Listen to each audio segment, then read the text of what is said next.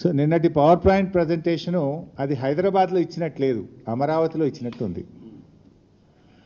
ఆ పీపీటీ చూసిన వాళ్ళకి ఏమనిపిస్తుంది అంటే ఇది తెలంగాణ ప్రభుత్వం తయారు చేసిందా లేక చంద్రబాబు నాయుడు గారు తయారు చేసి అమరావతికి వెళ్ళి నాకు పంపిండా అనేటువంటి అనుమానం మాత్రం ఎవరికైనా కలుగుతుంది.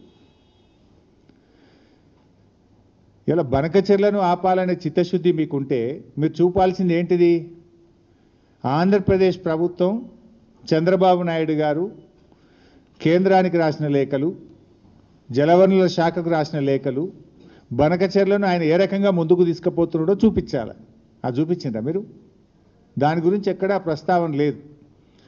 చంద్రబాబు గారు బనకచెర్ల మీద కేంద్రానికి రాసిన లేఖలు కానీ ఆయన మాట్లాడిన మాటలు కానీ నీ పవర్ పాయింట్ ప్రజెంటేషన్లో ఎక్కడ నువ్వు చూపలేదు, దానికి స్థానం దొరకలేదు. ఇప్పుడు కాళేశ్వరం ప్రాజెక్టును అడ్డుకున్నాడు చంద్రబాబు నాయుడు, పాలమూరు ఎత్తిపోతల పథకాన్ని, దిండి ఎత్తిపోతల పథకాన్ని, తుమ్మిళ్ళ లిఫ్టును, భక్తరామదాస్ లిఫ్టును, ఎన్నో తెలంగాణ ప్రాజెక్టులను నేను అడ్డుకున్నాడు. దానికి ఎందుకు నీ పీపీటీలో చూపించలేదు? ఆంధ్రప్రదేశ్ ప్రభుత్వము మన తెలంగాణ ప్రయోజనాల్ని ఎలా దెబ్బగొట్టిందో ఒక్క ముక్కనన్న చూపించినావని నన్ను. అంటే బనకచెర్ల గట్టే బాబేమో రేవంత్ రెడ్డికి బంగారమో లెక్క కనబడుతుండ్రు.